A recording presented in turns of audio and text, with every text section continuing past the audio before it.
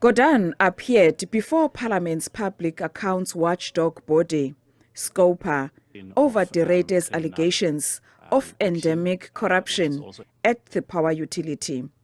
Gordhan's appearance followed that of the Ruyter, Eskom board, law enforcement agencies, as well as the former board chairperson earlier. The Public Enterprises Minister was seen as key in shedding more light on the Ruyter's allegations, especially on the names of the politicians implicated in graft at the power utility. However, Gordhan also refused to name names. But I have to emphasize, I'm not here on trial. So you can ask me to help you to clarify certain things, but I want to be quite emphatic that I've done nothing wrong that I have to explain myself on. And the culprits who have done something wrong can come here and account for themselves. Gordhan didn't mince his words about the Ruyter's performance at the power utility. What is it that you did to ensure better maintenance, higher quality of operators, and to make sure that if plan A failed, there was a plan B that you were open to listen to? So what is singularly lacking, and has been lacking, is a simple thing called humility. And all of us require it from time to time, whatever level of arrogance we might have assumed about ourselves. Because if you don't have humility, you don't have the ability to listen. MPs had different views about the former CEO. Has he produced an exit report as a man who has left that institution? And what are the elements of that exit report as a man who has been employed in that institution to execute certain functions and duties? Which is to always shoot the messenger. When we see it again and again and again. And in this particular case, one's now hearing, oh, well, you know, the previous CEO didn't do this or he didn't do that, or he had a confidentiality agreement, maybe he should have done it differently.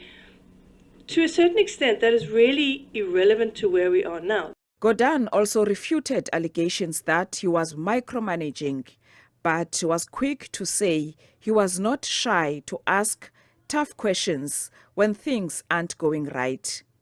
Absolute nonsense. There's no micromanaging.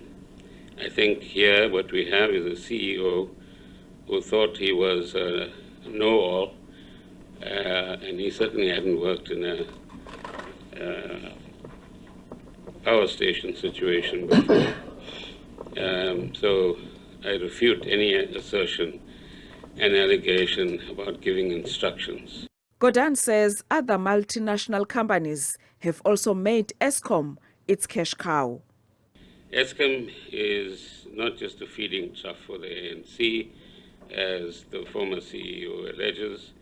There have been instances where there's been a link, and one can't deny that, between institutions like Chancellor House and some of the projects that have been undertaken.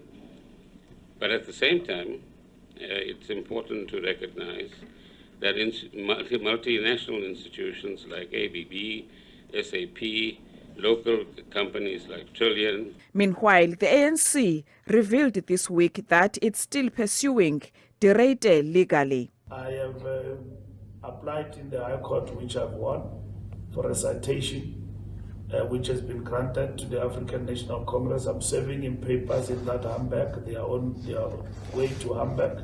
So that is what is going to happen. So, because to take him on, we don't want his money. He must say, this is what is happening. Are the things I'm saying why the ANC is corrupt. And these are the individuals. SCOPA is yet to take a decision whether or not to conduct a full inquiry into the Ruyter's allegations. Lula Mamatya, SABC News, Parliament.